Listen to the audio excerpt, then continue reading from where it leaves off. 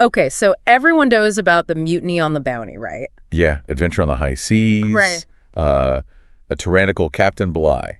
Right. That's what we see in the movies, at least. Exactly. But we're going to take a deep dive into this because when you really look at the sources for what happened in that 1789 mutiny and all the things that happened afterward, Yeah.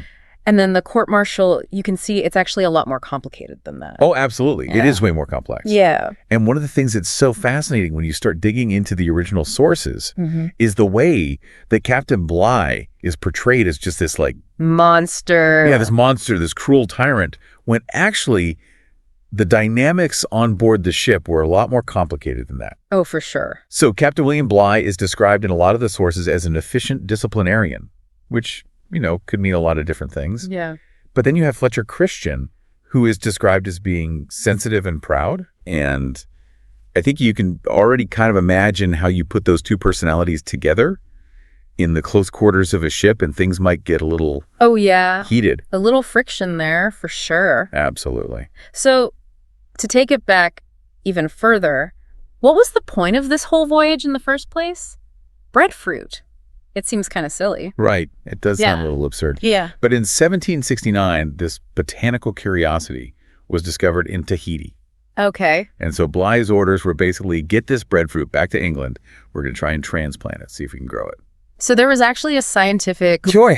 and economic goal to this. Absolutely. It wasn't just some random voyage for adventure. No, not at all. And I think if you want to understand the bigger picture here, you have to think about the economic interests of the time. Yeah.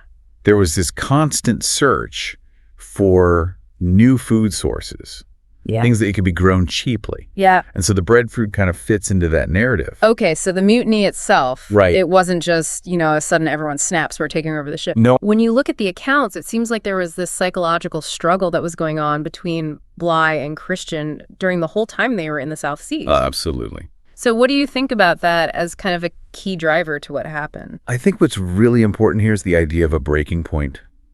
Okay. So, you know, the sources really highlight this psychological aspect of it, suggesting that the mutiny wasn't just a reaction to harsh treatment, which there was some of that. Right. But also to this sense of disrespect and this like slow wearing down of morale on the ship. Okay, so then you have the aftermath, which is really the unbelievable part of the story. Yeah.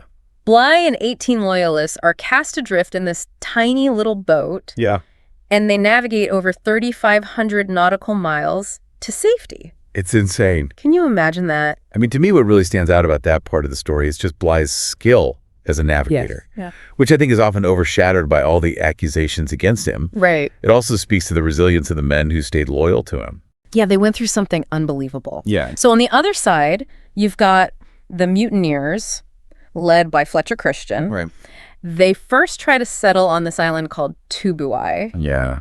But that doesn't really work out. So then they decide to go to Pitcairn Island, which was uncharted at the time. Yeah. They basically vanish off the map. They just disappear. Yeah. And this is another fascinating part of the story. Yeah. Because, you know, for them, this decision to settle on Pitcairn, it was a way to escape justice.